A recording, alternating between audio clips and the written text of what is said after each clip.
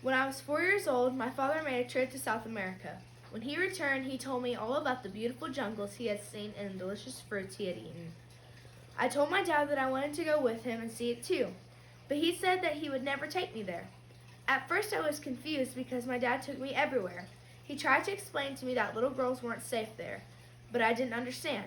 Now, at 14 years of age, I know the true horror of what he really meant. I believe that oftentimes we get so caught up in our own lives that we are truly unaware of how lucky we are as free American citizens.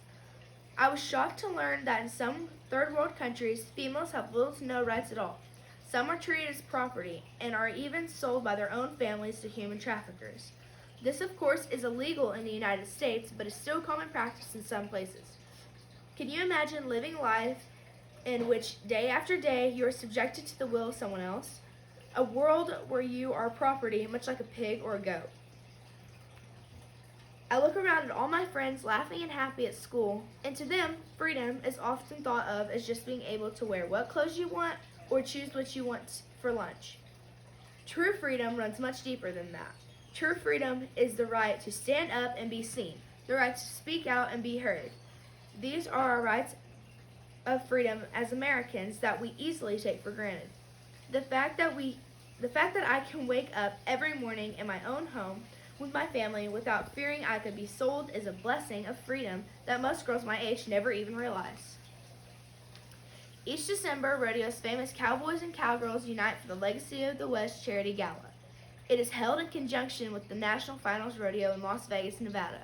From an outside point of view, it may seem like a bunch of cowboys having a party and meeting fans, but the evening hosts a far greater agenda. Celebrity speakers and famous cowboys and cowgirls come together to walk the red carpet for this charity fundraiser.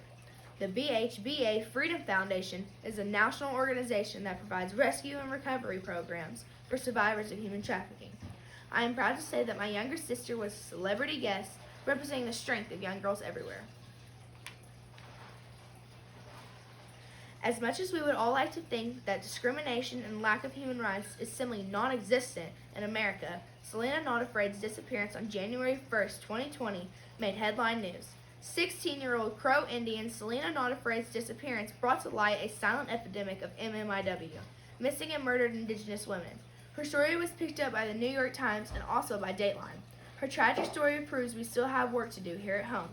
Her death was ruled exposure. Since 1977, at least 32 Native women or girls have been murdered or gone missing in Bighorn County, and 26 of those cases occurred in the last 20 years.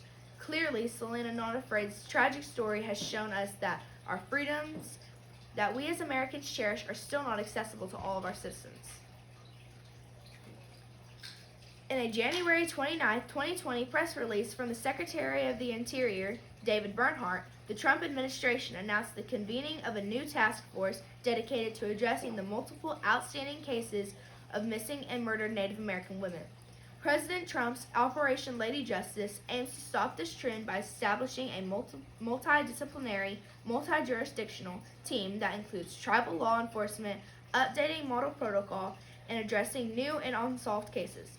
The Trump administration responded to a call for action by multiple tribes, even tribes that were sworn enemies, as they banded together to speak with one voice that our president heard. As the old saying goes, freedom doesn't come free. Many wars have been waged to protect our rights as Americans. Old Glory is a symbol of those who had died to give us freedom. However, blood does not always have to be shed. Sometimes all we need is one voice and someone strong enough to stand up and speak out. To me, freedom means that one voice could be mine.